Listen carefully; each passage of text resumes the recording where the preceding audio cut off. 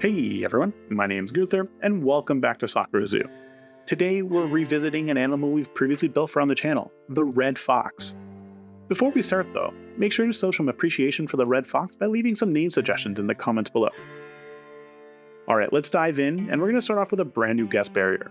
I'm thinking something a bit different today, slightly more modern, just really to help fit that area. So that means marquee beams and mesh are in order. I added a bit of extra breathing room by extending the top and the bottom support beams, and I just think that this will make it pop a little bit more. On top of that, this also gives me more room to work when I'm rounding out those corners along that path. Now to help end the barrier, I'm just going to bury it with some of the bamboo foliage here. Something tells me guests aren't going to go and explore here. With that finished, I took a bit of extra time to plan out the habitat itself. First, I placed down some walls, and this just really helped me to visualize some additional barrier work that we're going to touch on shortly. I also added in some terrain elevation, lifting up the back of the habitat just a little bit. And then of course added a ton of rocks, both faux and some actual tiger rocks as well. For our keeper hut, I'm going to repurpose something we built for in our first habitat for the Ventron. It's always nice to go back and see what we can reuse from previous builds, and our plaster building will fit perfectly as a keeper hut for our red foxes. Although it is a bit on the larger side, so I did take the chance to cut it down just a little bit. And I will be honest, it's a bit of a rough shape right now, but with some extra TLC later, we can really make it fit the area. With all of that out of the way, it's finally time to work on what I felt was the most frustrating aspect of this entire build, the mesh barrier. The initial part was really easy, and we've actually done this quite a few times. We're going to use the same idea as our guest barriers, marquee beams and mesh. We're going to build it a bit higher though, and we're not going to add any gaps, and that's really all it took. Also, this is where you can see the planning from earlier comes in. All I need to do is follow the outline I'd previously created. Now the benefit of using a custom barrier that's fairly plain is the ability to adjust it on the fly, which you can actually see happening here. Shortening out just a few pieces to make our final connection, and then it really took no time at all.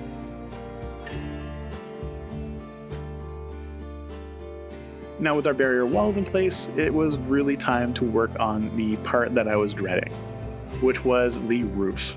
I'm gonna go for a traditional fox barrier, which really means netting all over the place.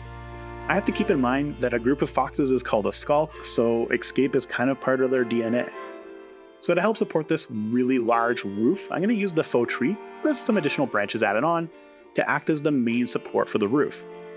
Then I started to add all of the mesh to the top. Initially, the plan was to add mesh everywhere and then work backwards, removing any of the overlap and replacing all the mesh that didn't fit with the correct size. Turned out that was the wrong idea. So next I tried adding mesh to all the exterior points and then working my way in. And this was actually a much better idea and it really worked out. It does result in some overlap that can look a little bit jarring, but the game works in our favor here by really just not rendering it in every single time, so we can ignore all of that for now. Now, is this a perfect barrier? By no means, but it's our first one, and if you can do something new and exciting in each habitat build, you're already on your way to building something amazing. Finally, it's time to really start to make this habitat pop, and we're going to start with a platform for our red foxes to hang out on. This also adds a bit of additional elevation to the habitat. So I'm going to start with some conservation window slats, and then I just copy them in a circle, and I don't really have to worry about that weird circle that's appearing in the center, because our faux tree is going to hide all of that for us. Now I did add in some additional broken trees here as well. This just really helps to break up even more of those sight lines, and it provides implied walking surfaces to traverse the higher areas and rocks, which again helps to mask some of the terrain elevation I added in earlier. Speaking of masking terrain elevation, I utilized quite a few large rocks to help mask all of these elevations, or rather the jumps in elevation. My favorite one though has to be this large flat rock. The textured end really works wonders in getting those cliff-like appearances, which I like to think is just a bit more realistic for these types of habitats. I'm going to be focusing a lot of this build on the front portion of our habitat, and really it's because this will be the most viewed angle. We are going to ignore the elevated area on the right-hand side just for a little bit.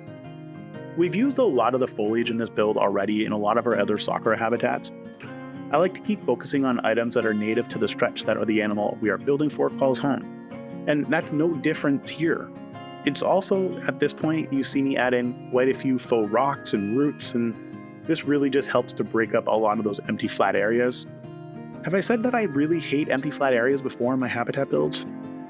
Now, you might be asking though, why are we building for a red fox habitat here? And I have a few reasons for that. Right off the bat, the red fox is an iconic animal in Japan, so having a large habitat for them to show off really just makes sense. Of course, it's not a walk-through habitat, so no Inari forest here, but I'm also somewhat resistant to the entire idea of walk-through habitats as a whole. That's a whole other story. But the real reason is we need something that will help us to transition from our Asian biome into Africa. That's right, Africa is the next area we'll be visiting in Sakura Zoo, and I'm overly excited to start this journey. So eager in fact that I might have already created the entrance to the entire Africa section already, which you're going to see at the end of the video. Now, a friend in our Discord was kind enough to plan out the Africa area for me as well, so when I say work has already started, I'm not lying. We do need to add a few more transition animals to complete the overall switch from Asia to Africa, and I've already had some fantastic suggestions, such as the dromedary camel, which predominantly is located in Egypt, so that's what you might see next in one of our episodes. Now, if you have any other suggestions as well, let me know in the comments below. Honestly, this is your way of leaving a mark on Sakura Zoo. So with those sneak peeks out of the way, it's time to check in and see how our red fox habitat's coming along. And you can see a lot of foliage work has been completed and we're really in the home stretch. We're still adding quite a bit more, and one of the big things I'm trying to do is mask these empty areas. So all of this really empty, rough area, this brown area, it's all meant to be a run. These are where our foxes will travel the most, and that makes the most sense. It's actually more realistic to see these things start to form naturally, just from over time from the red foxes, but also from our keepers walking back and forth. Really what this means is that all that ground is going to be torn up, and that would allow these roots to start to poke through. So placing down a ton of roots, as well as just some branches from the African construction pack, as well as some faux rocks, really helps to break up a lot of these flat surfaces and does a wonder in getting your habitat to pop just a little bit more. I also took the liberty of adding in some additional leaf litter, just hiding it around the edges. And again, this is just to add in a splash of color, which is really just going to help to break up the monotony and all those greens and browns that we're seeing. Of course, you can't go wrong with some more broken trees, although you have to be careful with these as they definitely stop your species from traversing. In the case of the red fox, they actually don't like to climb up a lot of these surfaces, so even that platform we created earlier in the episode, it's actually a non-accessible platform, which is really sad for me because I love the way it looks, and maybe one day we'll get a red fox up there to check it out.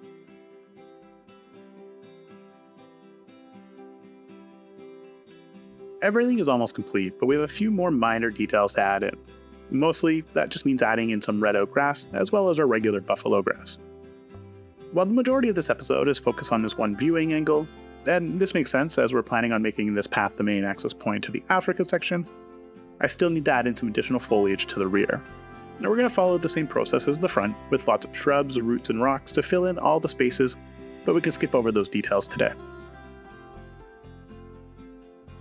Before we move to some final shots, if you enjoyed today's build, make sure to hit that subscribe button so you can see more of Sakura Zoo in the future.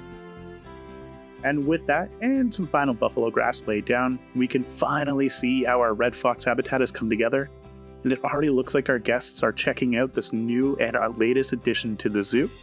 Checking in from our drone camera, we can actually see just how much space this habitat has taken up, getting us one step closer to a new biome.